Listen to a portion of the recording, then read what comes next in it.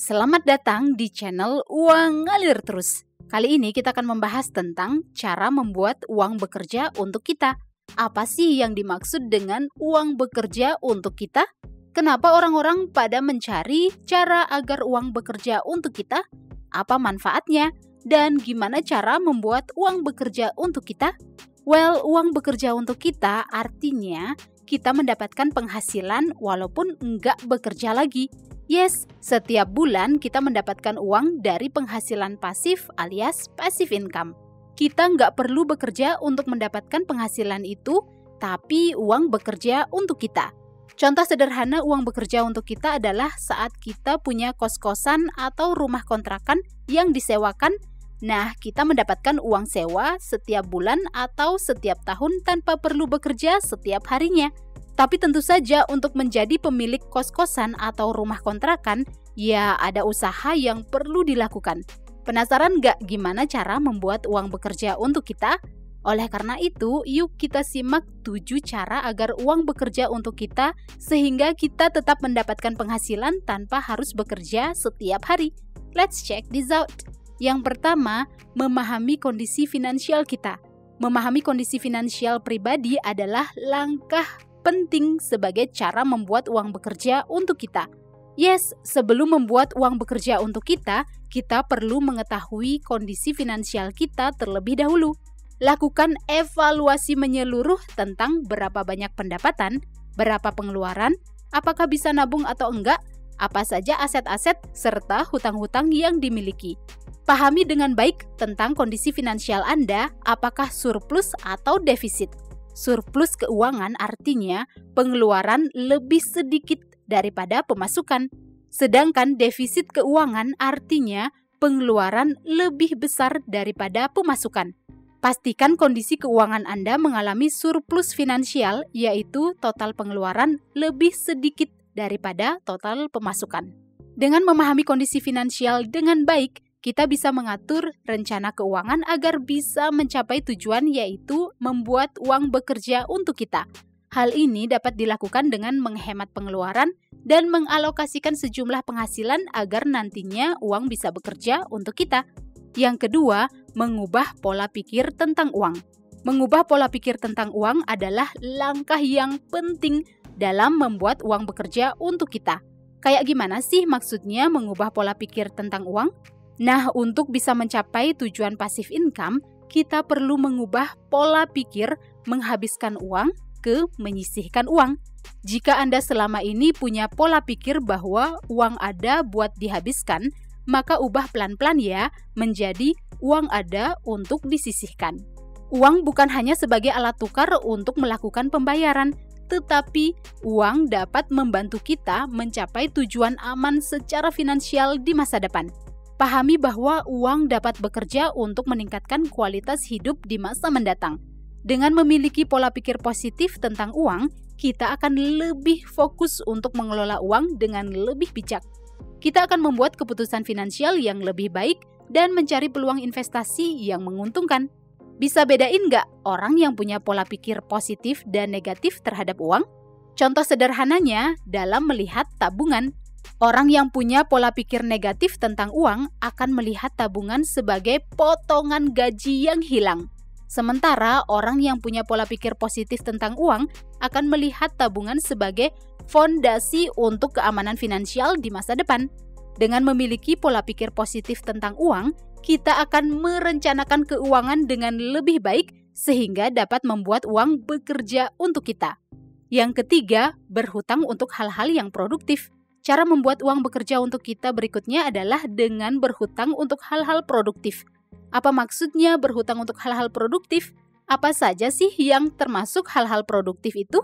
Well, berhutang untuk hal-hal produktif artinya mengambil pinjaman untuk membeli sesuatu yang menguntungkan atau memberikan penghasilan di masa depan. Contohnya gini, berhutang untuk membeli properti atau rumah yang nantinya akan disewakan. Ini adalah strategi investasi yang banyak dilakukan oleh para investor properti. Mereka mengambil pinjaman kredit untuk membeli properti, misalnya rumah atau ruko pertokoan yang nantinya akan disewakan. Nah, pendapatan dari hasil sewa properti itu dapat digunakan untuk membayar angsuran atau cicilan kredit. Inilah yang disebut berhutang untuk hal-hal yang produktif. Tentu sebelum mengambil pinjaman, kita perlu memperhitungkan resiko gagal bayar. Intinya, berhutang untuk hal-hal yang dapat membantu kita mendapatkan penghasilan dengan tetap melakukan analisis sebelumnya. Jadi, kita meminjam uang yang nantinya uang tersebut digunakan agar bekerja untuk kita. Apakah Anda punya contoh lain berhutang untuk hal-hal produktif? Komen di bawah ya. Yang keempat, anggarkan dana untuk investasi. Cara membuat uang bekerja untuk kita berikutnya adalah mengalokasikan dana untuk investasi. Apakah Anda terbiasa menyisihkan uang untuk tabungan? Bagaimana dengan investasi? Apakah Anda pernah melakukan investasi? Well, investasi adalah salah satu cara ampuh membuat uang bekerja untuk kita di masa depan. Menganggarkan dana untuk investasi adalah langkah strategis dalam membuat uang bekerja secara efektif. Dengan menetapkan sebagian pendapatan bulanan untuk diinvestasikan, artinya uang gak hanya digunakan untuk pengeluaran sehari-hari, tetapi juga dialokasikan untuk pertumbuhan jangka panjang. Misalnya sebagai karyawan kita punya gaji 3 juta per bulan. Ini hanya contoh aja ya. Nah, kita kelola gaji dengan metode 50-30-20, di mana 50% alokasi gaji untuk kebutuhan, 30% untuk tabungan dan investasi, dan 20% sisanya untuk membeli keinginan. Berarti 30% dari 3 juta adalah Rp900.000 per bulan dialokasikan buat tabungan dan investasi. Nah, kita bisa gunakan dana Rp900.000 untuk nabung saham secara rutin setiap bulan. Dalam dunia saham ada yang namanya dividen. Dividen ini bisa menjadi penghasilan pasif kita loh. Memang nggak semua perusahaan membagikan dividen. Makanya kita perlu belajar lebih banyak sebelum terjun ke dunia investasi saham. Dengan memiliki anggaran dana untuk investasi, kita sudah punya kesadaran akan pentingnya mengelola keuangan untuk tujuan jangka panjang sehingga bisa membuat uang bekerja untuk kita di masa mendatang. Yang kelima, investasi di instrumen yang tepat. Memilih instrumen investasi yang tepat adalah salah satu cara membuat uang bekerja untuk kita secara efektif. Selain saham, contoh instrumen investasi lainnya adalah reksadana, properti, deposito, obligasi, emas logam mulia, peer-to-peer lending, dan sebagainya. Nah, Anda bisa memilih instrumen investasi yang Anda pahami cara kerjanya dan sesuai dengan kondisi finansial Anda. Jangan pernah memaksakan untuk berinvestasi di instrumen yang gak Anda pahami atau berinvestasi karena ikut-ikutan teman. Nope, jangan lakukan hal itu ya. Pastikan Anda paham tentang instrumen investasi sebelum menggunakan uang Anda untuk berinvestasi. Jadi, nggak usah terburu-buru ikut-ikutan investasi ketika orang-orang di sekitar Anda membicarakan tentang investasi. Karena takut ketinggalan, terus ikut-ikutan naruh uang di instrumen investasi yang sedang hangat dibicarakan oleh orang-orang di sekitar Anda. Ujung-ujungnya malah rugi. Lebih baik mana nih?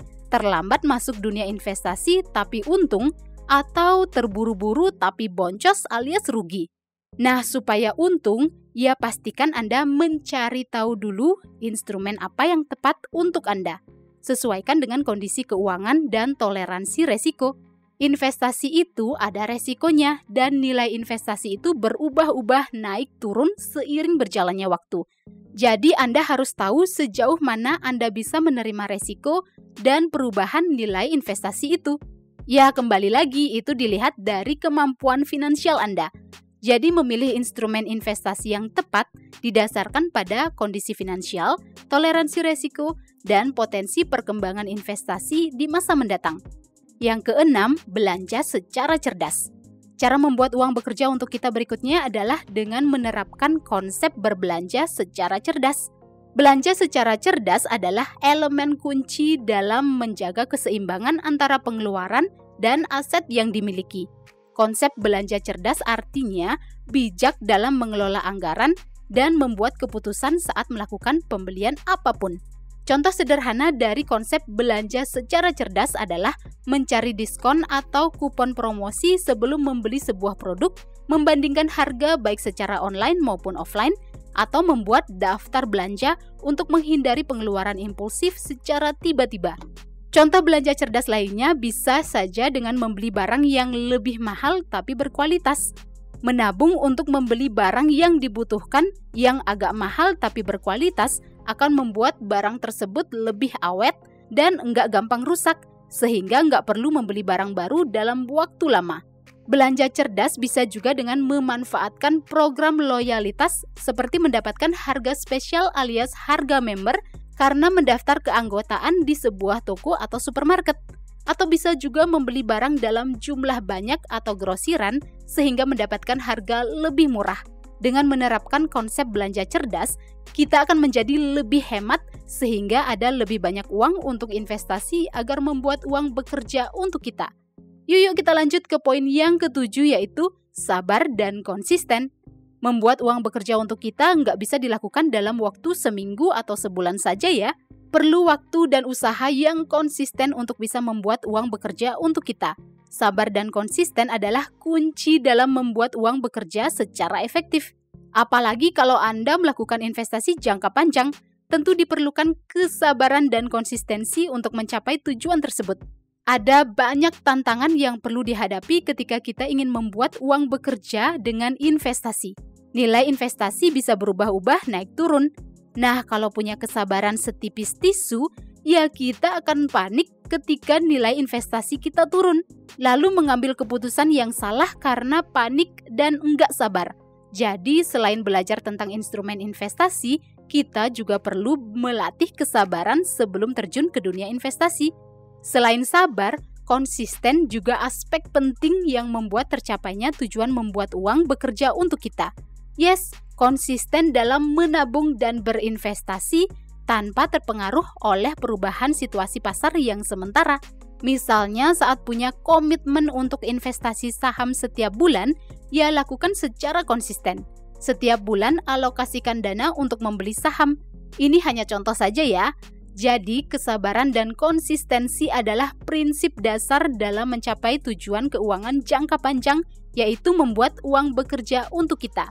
Well, itulah 7 cara membuat uang bekerja untuk kita. Apakah Anda punya cara lain untuk membuat uang bekerja untuk Anda? Atau ingin request hal-hal yang mau kita bahas di channel Uang Ngalir Terus? Silakan komen di bawah ya. Silakan like dan share video ini jika bermanfaat dan subscribe untuk mendapatkan update video-video berikutnya. See you guys in the next video di channel Uang Ngalir Terus.